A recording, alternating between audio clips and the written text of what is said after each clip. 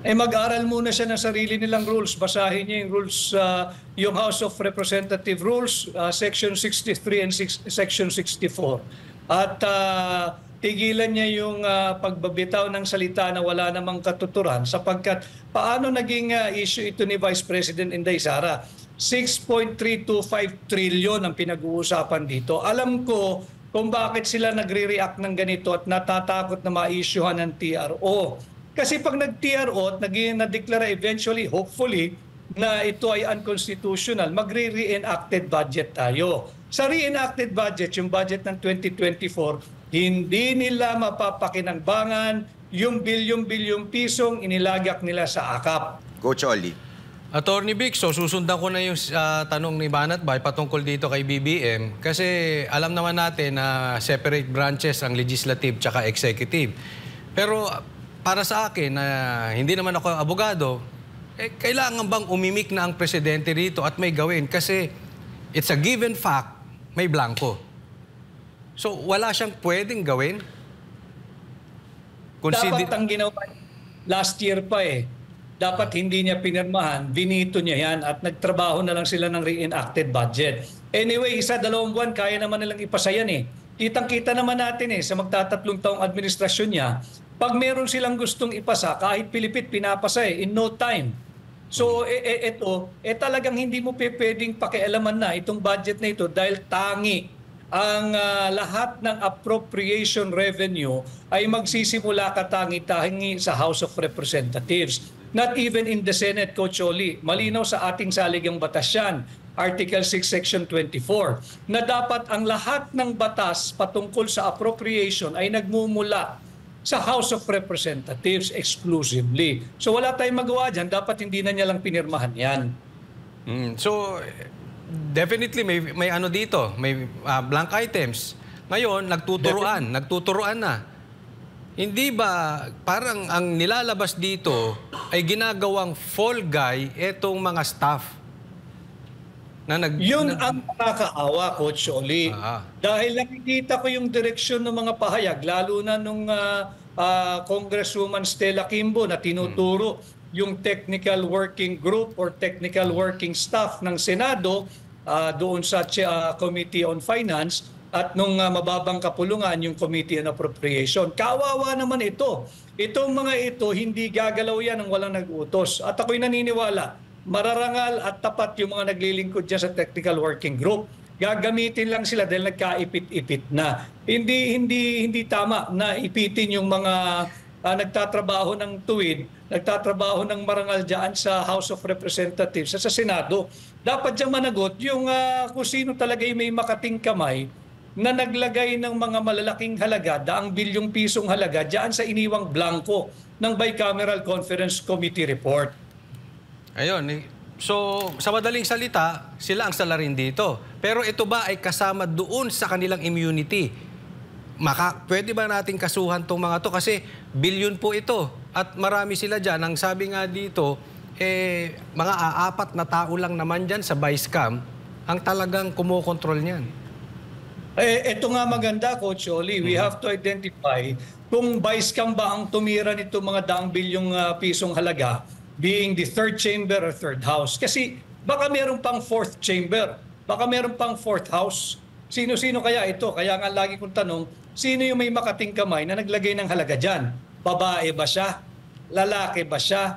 Tandem ba sila o marami sila? Ito yung dapat nating malaman. And I'd just like to take this opportunity that even the 2 former Senate presidents, no less than former Senate President Frank Drilon said, ito yung pinaka-corrupt na national budget na kanyang nakita.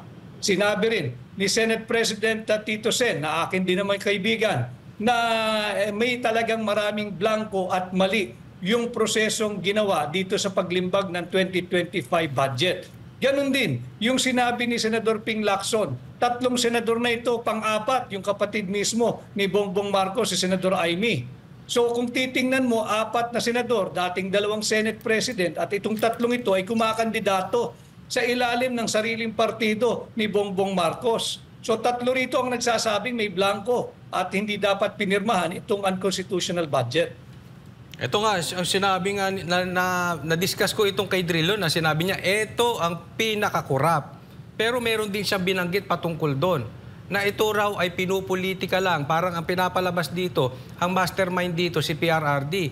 Dahil yung nagpalutang daw, siguro kayo, si Ungab, kung sino-sino man, again, connected kay PRRD.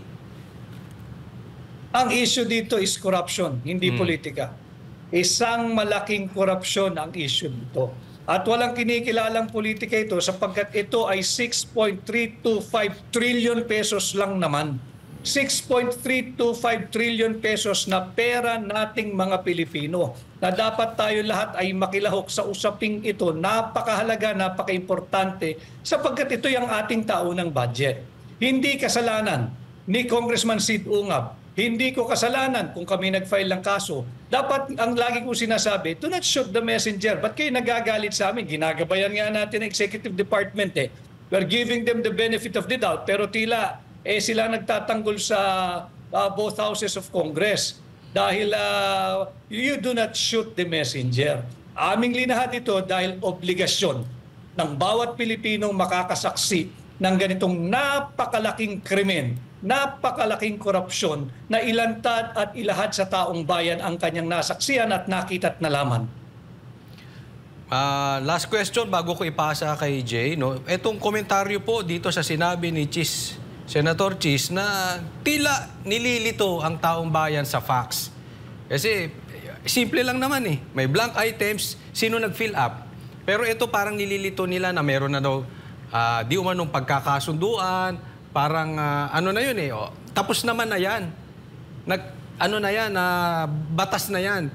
Okay na sila dyan. Parang ganun ang kanilang direksyon ngayon eh. Attorney Vic. Hindi pwedeng ganun lang natin tratuhin. Itong napakalaking krimen, napakalaking korupsyon na ating nadiskubre.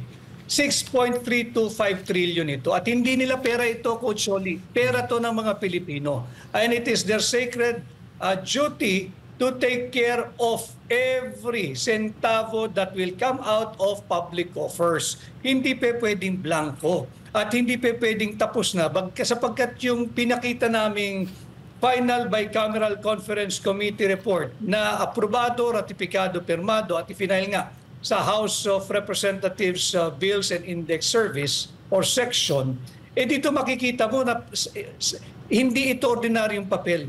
May evidentiary value ito. At ano yung evidentiary value? Merong krimen na naganap.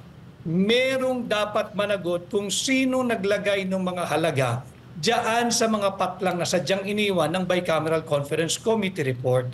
Hindi pwedeng iiwan mo yan sa technical working group o sa mga staff ng senador at kongresista. Bakit? Wala silang kapangyarihan eh. Hindi naman sila mambabatas eh. At malinaw sa konstitusyon, tangi nga lang ang mga mambabatas sa mababang kapulungan dapat magmulang any appropriation revenue or bill. Ngayon, attorney, ano pong masasabi niyo dun sa sinabi ng isang congressman na kaya niyo lang daw ito ginagawa dahil gusto niyong maibalik ang pondo na hiningi noon ng Office of the Vice President?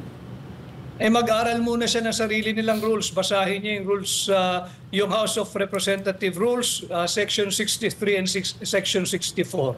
At tigilan niya yung pagbabitaw ng salita na wala namang katuturan sapagkat paano naging issue ito ni Vice President Inday Sara? 6.325 trillion ang pinag-uusapan dito. Alam ko kung bakit sila nagre-react ng ganito at natatakot na ma-issuehan ng TRO. Kasi pag nag-TRO at na-declare eventually, hopefully, na ito ay unconstitutional, magre-reenacted budget tayo. Sa reenacted budget, yung budget ng 2024, hindi nila mapapakinangbangan yung bilyong-bilyong pisong inilagak nila sa AKAP. Hindi nila mapapakinabangan yung bilyong-bilyong pisong inilagay nila sa AIX. At diyan sa tinatawag na unprogrammed appropriation o yung kanilang mga pet project na itinatagot kilala higit sa tinatawag na pork barrel. Diyan sila natatakot.